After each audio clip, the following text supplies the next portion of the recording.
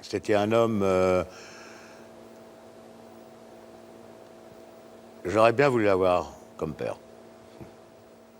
Johnny Hallyday restera à jamais l'idole des jeunes, une figure mythique de la scène française. Mais derrière son aura de rocker rebelle, Johnny n'a jamais caché qu'il avait lui aussi ses propres idoles, des artistes qui l'ont marqué au plus profond et dont il admirait le génie. Ce qu'on sait moins, c'est que Johnny parlait parfois avec une sincérité désarmante de ceux qu'il respectait le plus. Et parmi eux, on trouve des personnalités aussi différentes que des géants de la chanson française, des monstres sacrés du cinéma, et même une superstar mondiale qu'il a rencontrée à Los Angeles. Car oui, les confidences de Johnny nous emmènent d'un poète tourmenté comme Jacques Brel, jusqu'à une rencontre étonnante avec Michael Jackson lui-même. Et à travers ces révélations, c'est un tout autre visage de Johnny qui se dessine, celui d'un homme qui savait admirer autant qu'il était admiré. Alors, qui étaient ces 5 célébrités que Johnny Hallyday adorait? Et surtout, qu'est-ce que ces choix nous disent de lui? Quand Johnny Hallyday parlait de Jacques Brel, son ton changeait. Lui, le rocker souvent perçu comme dur, instinctif, parfois explosif, adoptait un regard presque tendre, comme celui d'un fils évoquant son père. Car Brel n'était pas seulement pour lui un chanteur respecté. C'était un modèle de sincérité artistique et humaine. Un jour, en interview, Johnny a lâché une phrase restée célèbre. « J'aurais aimé avoir Brel comme père ». Une déclaration choc qui en dit long sur la profondeur de son admiration. Johnny, qui avait grandi dans une enfance marquée par l'absence et la solitude, voyait en Brel une figure paternelle, un repère qu'il n'avait jamais eu. Pour lui, Brel représentait tout ce qu'il aimait dans la chanson, une intensité brute, une façon de vivre chaque mot, chaque syllabe, comme si c'était la dernière fois. Là où beaucoup de chanteurs se contentaient d'interpréter, Brel incarnait. Et c'est précisément ce que Johnny a cherché à faire tout au long de sa carrière, donner de sa chair et de son âme à chacune de ses performances.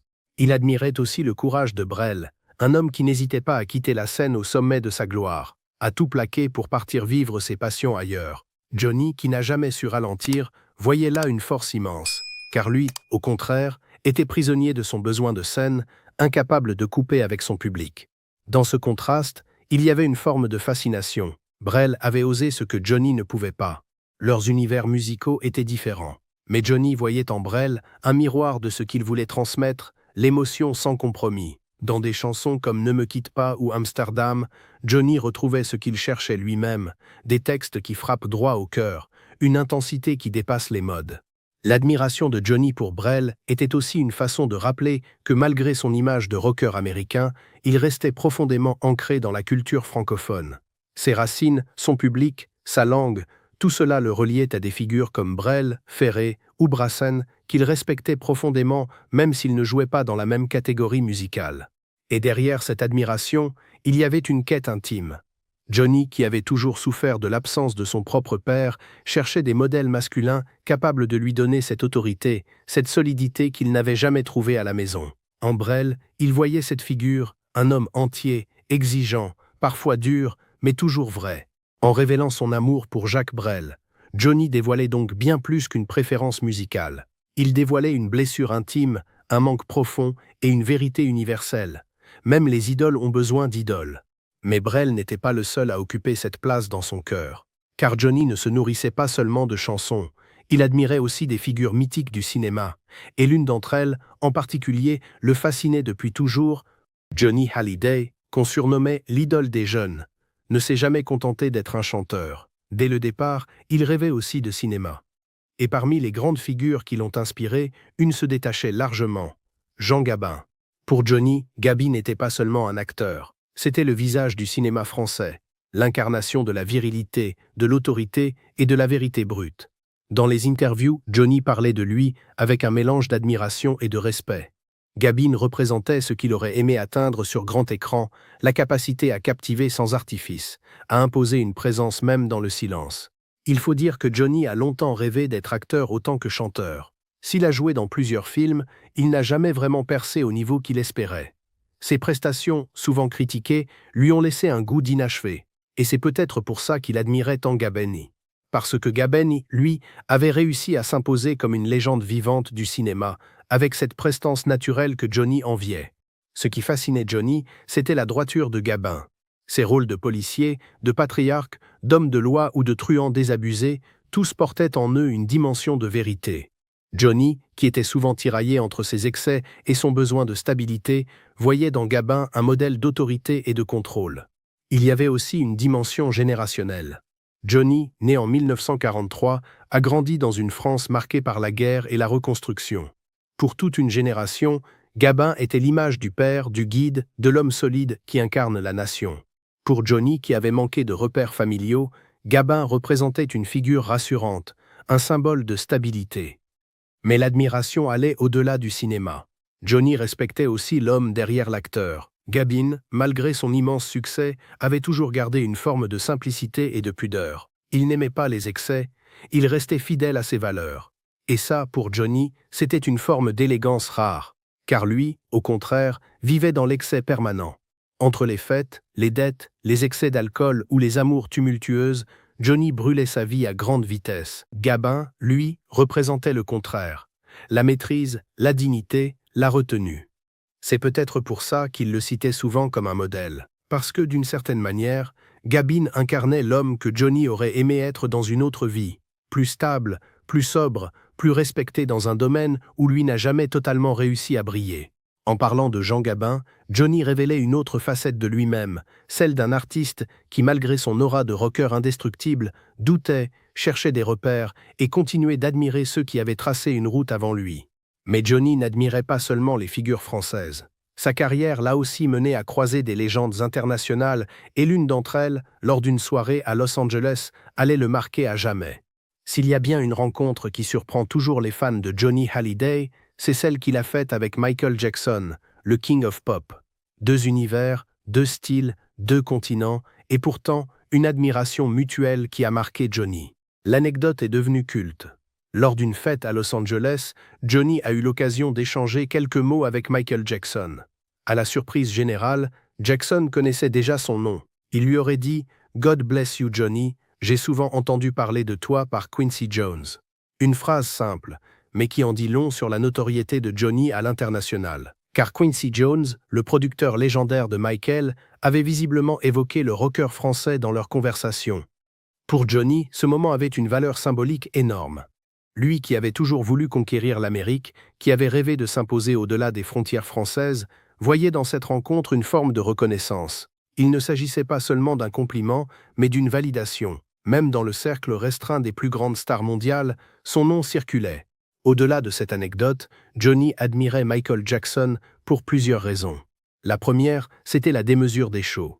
Michael transformait chacun de ses concerts en spectacle total, où la musique, la danse, les effets spéciaux formaient une expérience unique. Johnny, qui lui aussi voulait toujours repousser les limites de ses tournées, s'inspirait de cette philosophie. Quand il remplissait le Parc des Princes ou le Stade de France, il cherchait cette même intensité, ce même mélange de puissance visuelle et émotionnelle. Deuxième raison tenait au perfectionnisme. Michael Jackson travaillait chaque détail de ses chansons, de ses chorégraphies, de ses clips. Johnny, qui avait parfois la réputation d'être instinctif, voyait en Michael un exemple de rigueur absolue. Et même s'il ne pouvait pas reproduire ce niveau de précision dans la danse ou la production, il admirait cette exigence qui poussait Michael à se dépasser constamment. Enfin, il y avait la condition d'icône planétaire. Johnny savait ce que c'était que d'être traqué par les médias, de voir sa vie privée étalée dans les journaux, de porter le poids d'un public immense. En Michael, il retrouvait ce miroir, mais à une échelle encore plus démesurée. Il comprenait ce que cela signifiait d'être prisonnier de son propre mythe, incapable de vivre une vie normale. Cette rencontre, brève mais intense, avait donc une portée symbolique, elle plaçait Johnny dans la galaxie des grands. Et pour lui, c'était une fierté. Pas une fierté arrogante, mais une confirmation qu'il avait eu raison de viser toujours plus haut. Quand Johnny parlait de Michael Jackson, il ne le faisait pas comme un fan émerveillé, mais comme un père respectueux. Et c'est précisément ce qui rend ce témoignage unique. Il révélait un Johnny conscient de sa propre dimension, mais toujours capable d'admirer ceux qui brillaient encore plus fort. Mais si Johnny a eu la chance de croiser des légendes mondiales, ses plus grandes amitiés restaient en France. Et parmi elles, certaines personnalités l'ont marqué pour toujours. Si Johnny Hallyday admirait des icônes comme Brel, Gabin ou même Michael Jackson, ses amitiés les plus marquantes restaient profondément ancrées en France. Car derrière la légende du rocker solitaire, il y avait un homme qui aimait s'entourer de personnalités aussi excessives et flamboyantes que lui. Et certaines d'entre elles ont marqué son parcours de façon indélébile. Parmi elles, Serge Gainsbourg. Le provocateur génial de la chanson française fascinait Johnny. Tout semblait les opposer. L'un, prince du rock, habitué aux stades et aux shows démesurés. L'autre, poète décadent, amateur de scandales feutrés. Mais Johnny respectait le génie d'écriture de Gainsbourg, cette capacité à transformer un texte en œuvre d'art sulfureuse. Ils ont collaboré, notamment sur l'album « Derrière l'amour » où Gainsbourg signait certaines paroles. Pour Johnny, travailler avec Serge, c'était plonger dans un univers littéraire et décalé qui nourrissait son propre désir de repousser les limites. Il y avait aussi Dalida, figure féminine qu'il respectait profondément. Plus qu'une chanteuse, elle était pour lui une diva tragique, une artiste qui donnait tout d'elle-même à son public. Johnny, qui connaissait ce besoin vital de chanter pour exister, voyait en Dalida une sœur d'âme. Leur admiration mutuelle transparaissait dans les témoignages, et Johnny parlait d'elle avec une tendresse qui contrastait avec son image de rocker dur. Et puis il y avait Coluche, l'ami de toujours, le trublion des années 80. Coluche représentait l'humour, l'irrévérence, mais aussi une générosité sans limite. Johnny et Coluche partageaient une complicité faite de rire, de provocation, de nuits trop longues. Mais derrière les blagues, Johnny respectait profondément son engagement humain. Quand Coluche lançait les restos du cœur, Johnny n'était pas seulement spectateur. Il admirait ce geste, cette capacité à transformer une notoriété en acte de solidarité. Pour lui, Coluche était un vrai héros populaire. Enfin, Thierry Le Luron, autre grande figure du spectacle français, avait également une place particulière dans le cœur de Johnny.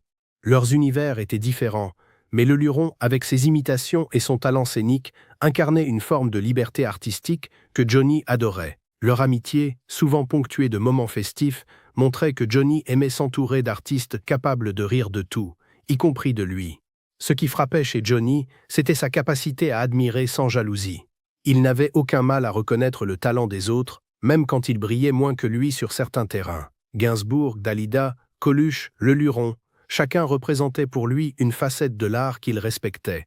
La provocation, la fragilité, l'humour, la liberté. Ces amitiés révélaient aussi une vérité simple. Johnny n'était pas qu'une machine à tubes. Il était un homme avide de rencontres, de partage, d'inspiration. En s'entourant de ces personnalités, il puisait de la force, des idées et une énergie qui nourrissait son propre mythe. Mais en réalité, toutes ces admirations, toutes ces amitiés racontent bien plus que des anecdotes. Elles dessinent un portrait intime de Johnny Hallyday, celui d'un homme en quête de modèles, de repères et de vérités profondes.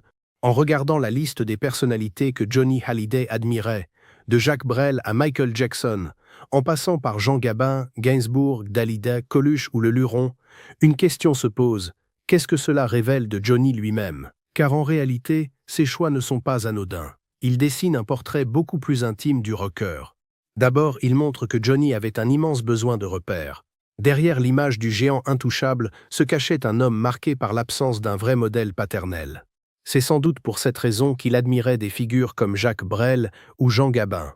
Chez eux, il voyait une forme d'autorité, de droiture et de profondeur qu'il cherchait désespérément dans sa propre vie. Johnny, l'éternel enfant blessé, avait besoin de héros pour se construire. Ensuite, ses admirations révèlent son aspiration à l'authenticité. Tous ceux qu'il citait, qu'il s'agisse de Brel, de Gainsbourg ou de Coluche, partageaient un point commun. Ils ne trichaient pas. Ils pouvaient choquer, déranger, provoquer, mais jamais feindre. Johnny, qui a toujours voulu vivre sans masque, voyait en eux un miroir de ce qu'il voulait être, un artiste vrai, quitte à se brûler. On découvre aussi à travers ces modèles le paradoxe de Johnny. Il admirait autant la rigueur et la maîtrise de Gabin ou Jackson que la folie créatrice de Gainsbourg et Coluche. Comme si Johnny oscillait en permanence entre deux pôles, la stabilité et l'excès. Dans ses propres choix de vie, il n'a jamais su trancher. Il pouvait être discipliné en studio et incontrôlable en coulisses. Ses idoles, finalement, reflétaient ce tiraillement permanent. Ses admirations disent également quelque chose sur son rapport à la scène. Quand il regardait Michael Jackson, il ne voyait pas seulement un chanteur, mais un performeur total, capable de transformer un concert en un événement historique.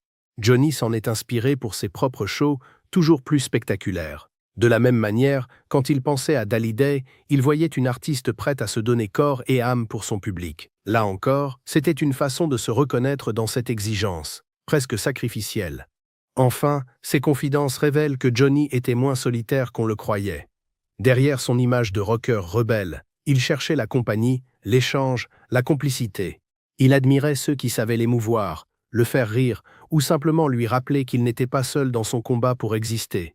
En somme, ces 5 célébrités adorées par Johnny ne sont pas de simples anecdotes. Elles sont un prisme à travers lequel on peut comprendre l'homme derrière la légende. Car en parlant de ceux qu'il admirait, Johnny nous parlait, en creux, de ses propres manques, de ses rêves et de sa quête inachevée. Et c'est ce qui donne encore plus de force à son héritage, car si Johnny a tant marqué son public, c'est peut-être justement parce qu'il a toujours su admirer avant d'être admiré. Quand on se penche sur les 5 célébrités que Johnny Hallyday adorait, une vérité apparaît clairement: l'idole des jeunes, adulée par des millions de fans, était elle-même un homme d'admiration. Derrière le mythe, il y avait un regard tourné vers les autres, vers ces figures qui l'inspiraient, qui lui donnaient une direction, ou simplement un peu de réconfort.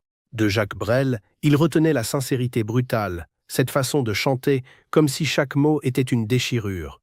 De Jean Gabin, il admirait la prestance, la force tranquille, l'élégance virile qui en imposait sans bruit. De Michael Jackson, il s'inspirait de la démesure des shows et de l'exigence sans limite. De Gainsbourg, il respectait l'audace poétique, capable de transformer une provocation en chef-d'œuvre.